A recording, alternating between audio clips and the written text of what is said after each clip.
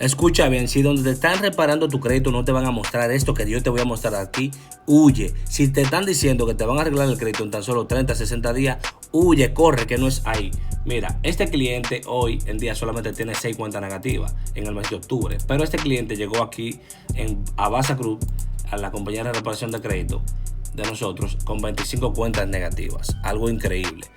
Puedes ver la diferencia, 400 puntos en julio y ahora 600 y poco puntos.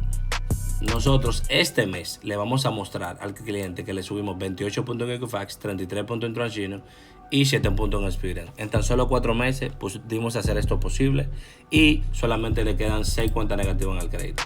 Pero, claro está, este cliente ha tenido un buen comportamiento y un buen manejo mediante la reparación del crédito. Si tú quieres tener resultados, así como tiene este cliente resultados, entonces escribe crédito debajo de este video y mi equipo y yo te vamos a ayudar.